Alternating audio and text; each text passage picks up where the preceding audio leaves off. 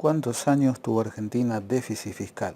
Vamos a ver esto y a explicar un poco qué significa superávit fiscal, déficit fiscal y cómo funciona gran parte de la economía con estos parámetros.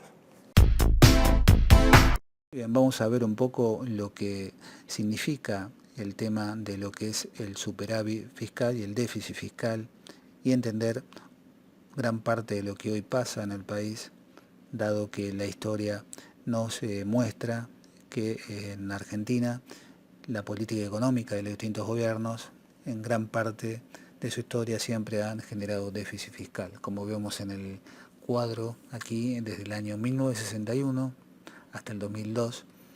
Argentina tuvo déficit fiscal solamente con superávit del 2003 al 2008 y volviendo luego a la senda del déficit fiscal desde el 2009 al 2019. Explicado esto de lo que Argentina ha sufrido en este tipo de décadas con sus deficiencias de manejo de política económica, vamos a ver algo que es básico para adentrarnos al tema. Ver que el superávit fiscal significa que el Estado recauda más que lo que gasta, y el déficit fiscal es cuando los gastos son mayores que los ingresos. Explicado esto, vamos a ver el tema del déficit fiscal, que consiste en cuanto a lo que es la explicación, entenderlo como dos maneras, es decir, que hay dos tipos de déficit fiscal. Uno es el déficit cíclico, cuanto más desempleo, más gastos, es decir, el gobierno puede implementar políticas económicas para incentivar la creación de empleo, es decir, el gobierno ve que hay desempleo, las empresas producen menos, se vende menos, o sea, hay recesión, entonces el gobierno decide gastar más. Toma la decisión de hacer alguna obra de infraestructura, cuando el gobierno gasta más, le paga a empresas, le paga más sueldos a sus empleados, y entonces estas empresas que el Estado contrata a su vez tienen que comprar materiales, insumos, le compran más estas empresas a otras empresas, se contrata más personal y se genera más trabajo. De ahí partimos que va a haber más gente gastando, así se empieza a mover la economía, incrementando la demanda agregada, es decir, generar empleo, se empieza a mover el tema de la economía para movilizar todos los actores que hacen que la economía se reactive. Por eso el Estado, cuando detecta una política de gobierno que hay un desempleo importante, puede aplicar políticas de gastar más para incentivar justamente que la economía empiece a moverse. Al pasar esto y suceder esto, al haber luego después un empleo mayor, va a recaudar más y va a haber menos gastos.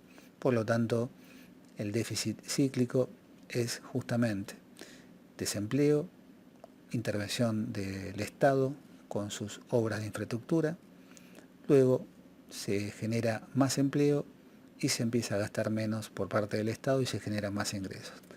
A esto se le llama entonces lo que es el déficit cíclico. Ahora después tenemos lo que es el tema del déficit estructural. El déficit estructural no importa si el país tiene empleo, mucho o poco, el Estado siempre en estos casos puntuales va a gastar más. Así que independientemente de la situación con empleo o sin empleo, el Estado gasta más de lo que recauda. Es decir, volvemos entonces a la explicación de lo que ha pasado durante gran parte de la historia del país. Es decir, hubo momentos en estos años que vemos acá que el país ha tenido un relativo índice de empleo, digamos, razonable, pero el Estado ha gastado siempre más de lo que recaudó. Ahora, al gastar más, el Estado se queda sin herramientas para poder aplicar. O sea, no puede aplicar políticas económicas expansivas y justamente al gastar más pierde el manejo sobre el control de la inflación, que es lo que hemos estado viendo en gran parte de los últimos años. Ahora bien, ¿cómo puede financiarse el déficit del Estado? Hay dos maneras. Uno es la deuda interna y la deuda externa.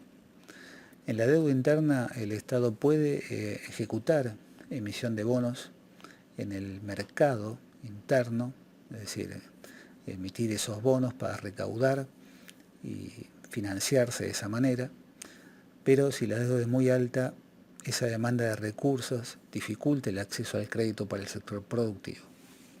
Es decir, eso genera lo que son tasas de interés más elevadas. Por lo tanto, se encarece el crédito y cuando particulares o empresas quieren pedir un préstamo, justamente esas tasas de interés son muy elevadas. Entonces, el Estado, al financiar en el mercado local, entra a competir con el sector privado por la financiación, y entonces si la deuda que el Estado quiere tomar es muy grande, entonces va a encarecer todo lo que es el tema de los créditos a los cuales nosotros luego queremos acceder y financiarnos en un banco. Después, el Estado también puede financiarse con lo que es la deuda externa, eso que bien conocemos los argentinos. Lo puede hacer a través de la emisión de bonos en el mercado internacional o préstamos a organismos internacionales como por ejemplo el FMI.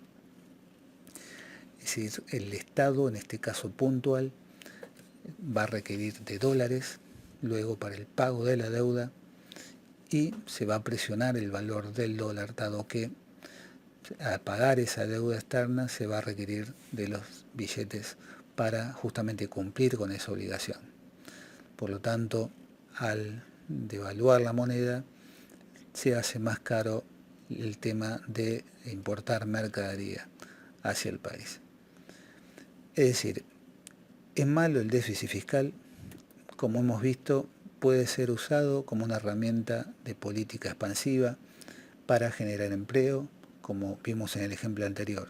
Bien aplicado es bueno, mal aplicado se generan los desfasajes y las últimas medidas o circunstancias que hemos estado viviendo, donde lamentablemente el déficit fiscal creado es una bola de nieve muy grande, donde realmente no genera empleo, no genera lo que debe generar para llegar a la población, para ganar un bienestar para la mayor parte de sus habitantes. Lamentablemente, como hemos visto, gran parte de la historia argentina ha tenido un déficit fiscal muy marcado que no se ha volcado en la producción ni en lo que nos puede servir a la mayor parte de los habitantes. Así que bueno, esto es el video que les quería alcanzar para explicar un poco este tema de lo que es una parte del funcionamiento de la economía y de lo que explica gran parte de lo que ha pasado en las últimas décadas, digamos, en el país con el mal manejo de la política económica.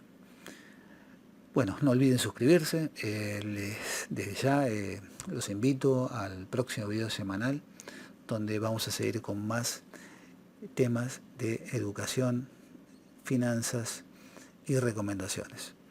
Entonces los espero en el próximo video y gracias por acompañarnos.